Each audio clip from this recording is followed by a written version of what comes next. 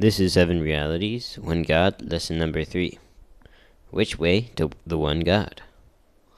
In view of the fact that monotheism is a controversial topic of debate between Christian and Jewish theologians, what a surprise to see that there is no controversy whatsoever to be found about who God is in the New Testament. While the message of Jesus was being spread among the synagogues of the world, no synagogue community ever charged the Christians with challenging the truth that there is one God, the Father. There was a major controversy over whether Jesus was the true Messiah, and there was controversy over whether it was obligatory to keep the law given to Moses correct. So, there's no doubt that certain issues sparked heated debates, controversy, and persecutions as the apostles preached. But why didn't any of the apostles suffer persecution for rejecting monotheism, like Christian preachers do these days? It's because the early Christians held to the truth that there is one God. So, as the apostles suffered rejection, persecution, and even martyrdom, what was the main issue at stake? What truths were they willing to die for?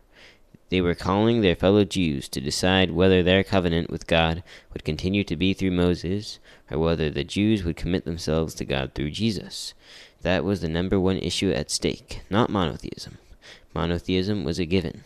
The covenant was the key. And if you are not reading your New Testament in the light of that great controversy, how will it be possible for you to understand the book of Acts, Romans, or Galatians?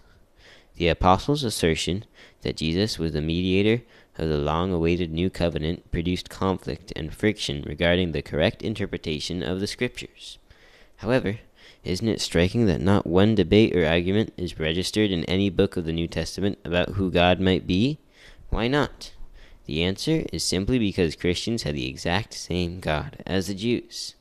In fact, the great majority of Christians were Jews in the early years of the expansion of the Christian church. For example, all of the original 12 apostles, as well as the other 70 missionary apostles, were Jews. So there's never been any doubt as to who the God of the Christians is: Yahweh, the God the apostles would call in Hebrew their Abba, or Father. Look what Paul says regarding this in Acts chapter 24, verse 14. I admit that I worship the God of our ancestors as a follower of the way, which they call a sect. I believe everything that is in accordance with the law, and that is written in the prophets. Again, the challenge raised by the New Testament authors was never, we want to explain to you who God is and how he must be understood, but we present Jesus to you as the one with whom you must trust in order to have a covenant with the one true God.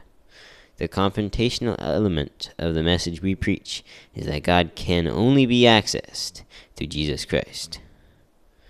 The Jews think that we get to God through Moses, but the church has always been firm about teaching that Jesus is the way to God.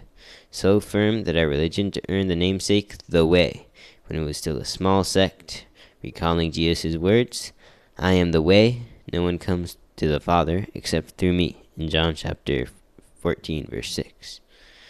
Here's Acts chapter 9, verse 2.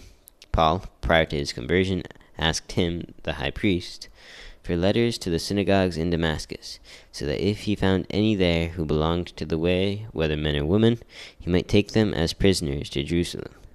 Here's Acts chapter 19, verse 9. Some of them became obstinate. They refused to believe and publicly maligned the way, so Paul left them. Here's Acts chapter 19, verse 23. About that time there arose a great disturbance about the way. And here's Acts chapter 22, verse 4. I persecuted the followers of this way to their death, arresting both men and women, and throwing them into prison.